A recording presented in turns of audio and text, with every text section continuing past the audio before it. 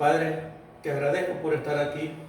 Sé que no es por méritos míos, sino por tu infinita misericordia y tu amor hacia mí. Por ello, sea para ti la gloria y el poder por los siglos de los siglos. Amén.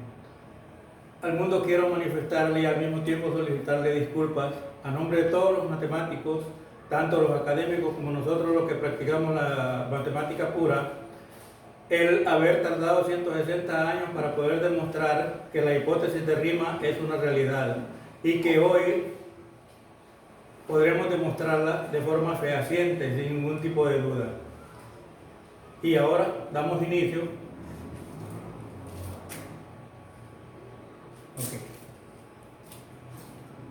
Dice que para la única forma para demostrar la conjetura de Riemann, o que la conjetura de Riemann es verdadera, es comprobando que los tres enunciados principales de su conjetura son demostrables, que la línea de ceros de su paisaje tridimensional pueda demostrar de forma geométrica y matemática, que los tres tipos de ceros no triviales que él visualizó son distintos, equidistantes e infinitos, y están en la misma línea que él describió, que la parte real de los ceros no triviales se encuentran en una línea crítica vertical e infinita y que constituyen un medio. Mediante la utilización de la función z por él modificada se puede demostrar el infinito de los números primos y por medio de procesos expeditos se puede comprobar la cantidad de números entre un número menor preestablecido y un número mayor de la línea de ceros de Riemann. Damos inicio al capítulo 1 para ir demostrando de forma ordenada cada uno de los procesos que él consideró que debiéramos haberlo hecho, aunque él no lo hizo, pero que nosotros, gracias a lo que él describió en el paisaje tridimensional que él visualizó, nos pudo dar a entender. Antes de ello vamos a hacer una reseña anecdótica sobre por qué se dio y qué se manifestó antes de que se presentara como una hipótesis la conjetura de Riemann. Ya había muchos matemáticos que estaban buscando la realización o la ubicación de los números primos dentro de todo lo que era el espacio numérico universal. Sin embargo, desde Euclides ya habían razones para entender de que los números primos eran al infinito y que todos estaban dentro de una misma línea. Geoffrey Harold Hardy dijo que si alguien realizara una demostración elemental del teorema de los números primos, demostraría que las perspectivas en las que ellos habían estado eran erróneas y que el tema no se había correspondido, no se correspondía como debía de tratarse para solventar este problema y que los libros deberían ser reorganizados y la teoría reescrita. Ahora vamos a demostrar que la teoría, así como dijo Hardy, es reescrita y que hay una prueba real de los números primos, siempre y basado en la teoría o en la hipótesis de Riemann. Dale.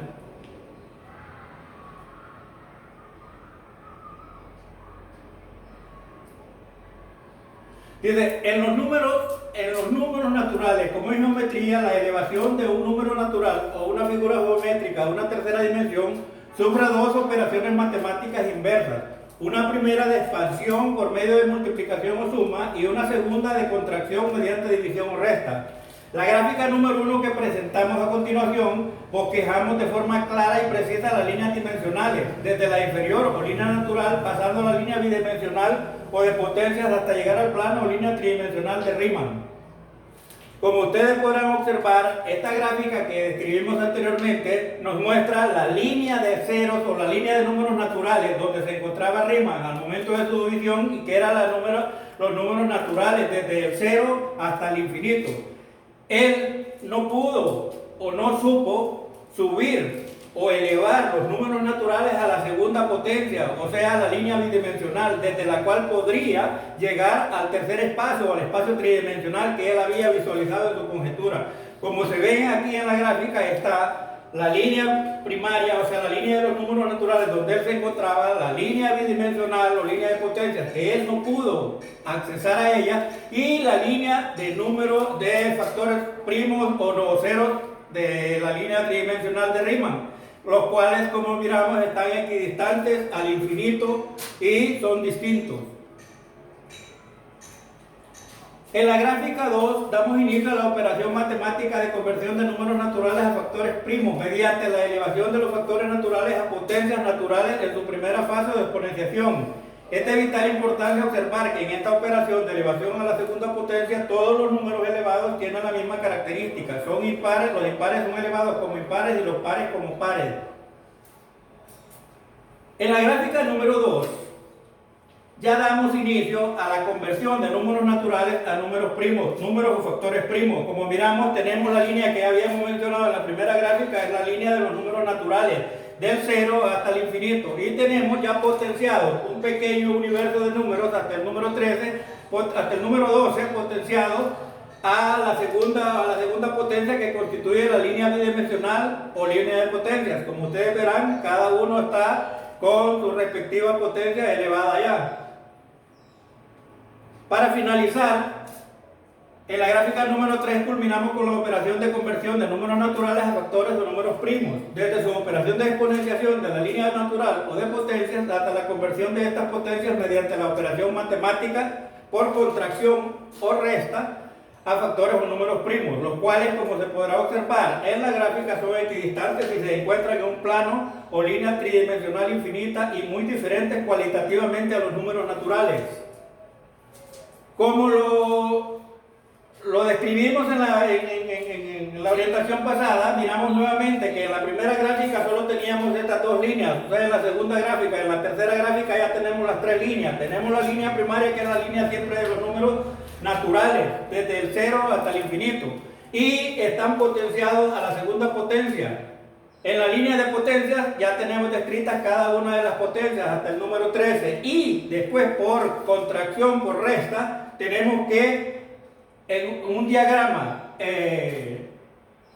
geométricamente exacto notar la línea que nos indicaba Riemann, o sea, la línea tridimensional que él visualizó y que desgraciadamente por no haber tenido el tiempo, el espacio o ciertas cuestiones que manejaban a él lo obligado a no salir del esquema de los matemáticos académicos, él no pudo llegar a solucionar el problema, pero que si miramos la gráfica, él nos dio exactamente la forma como podríamos nosotros llegar a solucionar el problema. Y acá ya miramos nosotros en un diagrama completamente geométricamente exacto, miramos dónde empieza la línea de Riemann desde el 1 hasta el infinito, y todos ellos están convertidos en factores primos. No decimos números primos porque los números primos serán determinados por las características especiales que ellos presenten después, que las vamos a enumerar posteriormente.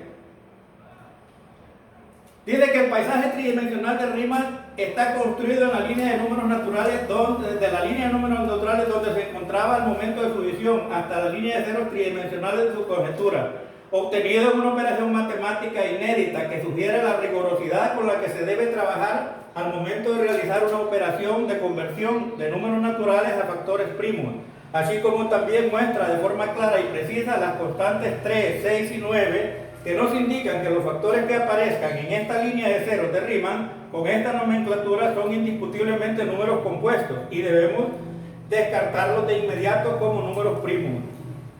Aquí miramos el gráfico que nos muestra el paisaje que Riemann debió ver, que Riemann debió visualizar cuando él se encontraba en esta línea, o sea, en la línea de números naturales. No pudo ver, no pudo observar la línea de números de potencias, o sea, de números elevados a la segunda potencia, y por tanto, él observó, solo observó la línea que él determinó como línea tridimensional, y que es exactamente una línea tridimensional, pues está en el tercer espacio de una conversión desde los números naturales, pasando por las potencias hasta llegar a la línea tridimensional que él visualizó, lo que nos da a entender que en realidad todo el proceso que hemos realizado hasta aquí con relación a saber si en realidad el paisaje que él visualizó y que él describió era exacto y se ajustaba a los términos matemáticos, o no era. Y nosotros comprobamos que sí es, que la teoría o la hipótesis o la conjetura que él manifestó se ajusta matemáticamente al presupuesto que él, aunque no lo desarrolló, pero sí lo describió con exactitud. Según la hipótesis de Riemann, los ceros de su línea son infinitos, distintos y equidistantes. La gráfica que presentaremos a continuación no puede ser más elocuente, pues nos muestra de forma geométrica cómo están diseminados los ceros no triviales en una sucesión al infinito en la línea de números naturales, y de los cuales de forma irrefutable se presentan como equidistantes, distintos e infinitos. Como veremos aquí, lo que describimos anteriormente de la línea ahora lo tenemos en gráfica. Si nosotros observamos detenidamente, nos daremos cuenta que en una derivada, la constante o lo que él llamaba los números ceros o números tridimensionales o ceros tridimensionales están exactamente a la misma distancia y tienen la misma frecuencia, aunque son distintos, equidistantes e infinitos.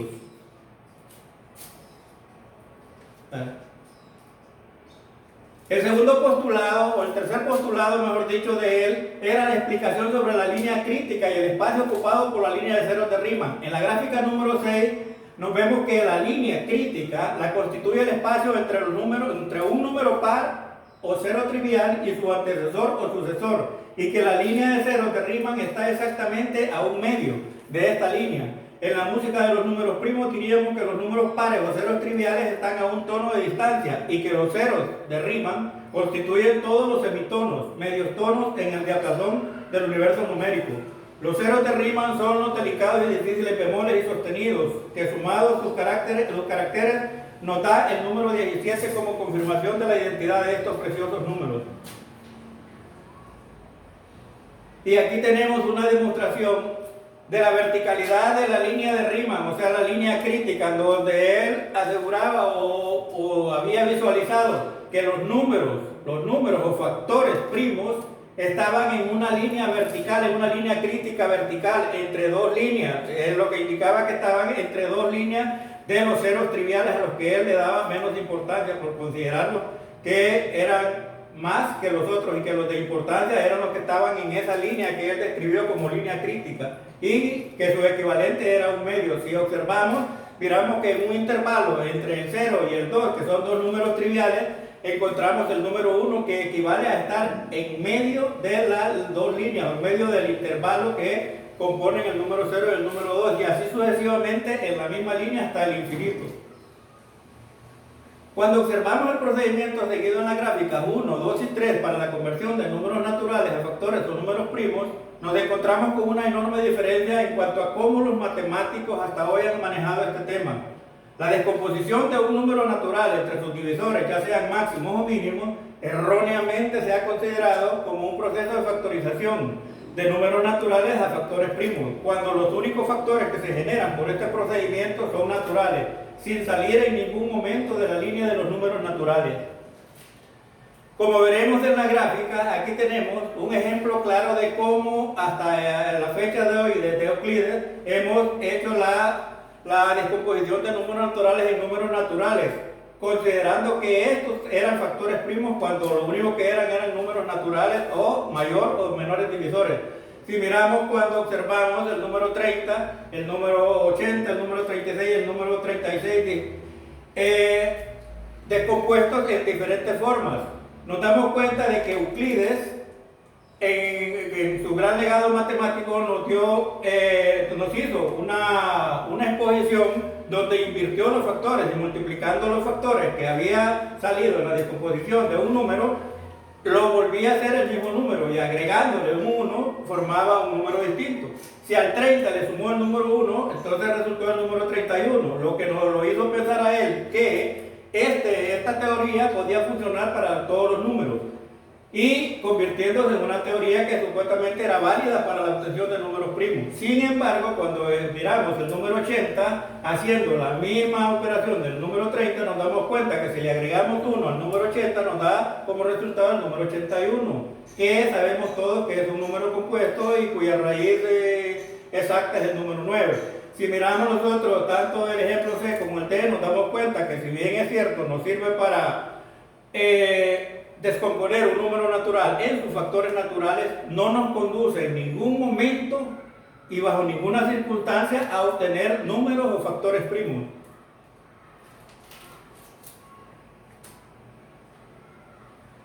Con estas premisas podemos determinar cuáles son las leyes que rigen a los factores primos y podemos decir que todo número o factor primo solo puede ser generado mediante la operación matemática descrita en las gráficas 1, 2 y 3, que todo número o factor primo es obligatoriamente un número impar, que todo número o factor primo debe pertenecer por derecho a la línea de los ceros de Riemann.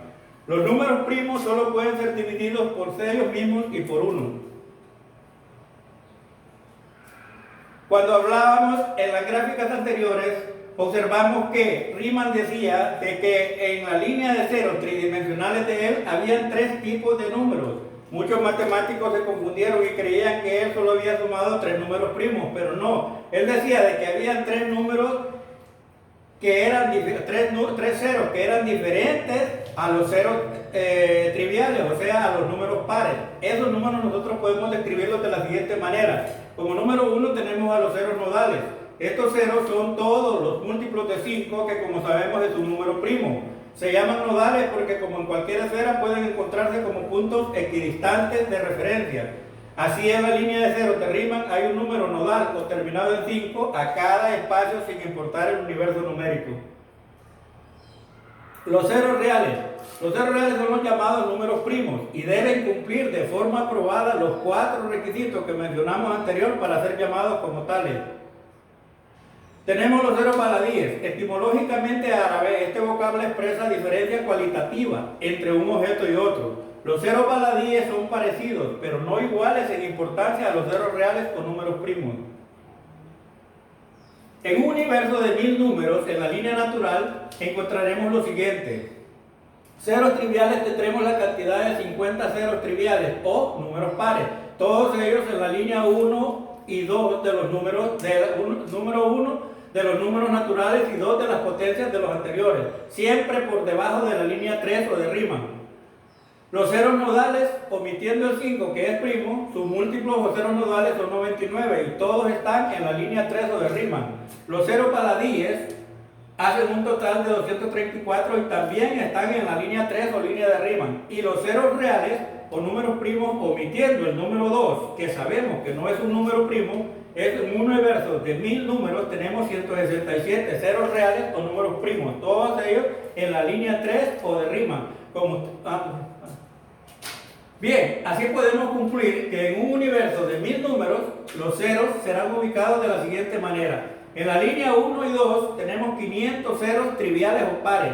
En la línea 3 o de Riemann tenemos 99 ceros nodales, todos terminados en 5. En la línea 3 o de Riemann tenemos 234 ceros baladíes. Y en la línea 3 siempre de Riemann tenemos 167 ceros reales o números primos, para hacer un total de 1000 números en un universo de 1000 números. Con esto podemos conceptualizar qué son los números primos y responder la primera pregunta que se le hace a Riemann. ¿Qué son los números primos? Los números primos son números especiales, cualitativamente distintos a los números naturales. Se encuentran en una línea sucesiva al infinito, acompañados por otros de parecida nomenclatura, pero distintos en importancia. Las gráficas y su contenido nos prueban de forma irrefutable la diferencia entre un número factor primo y un número natural.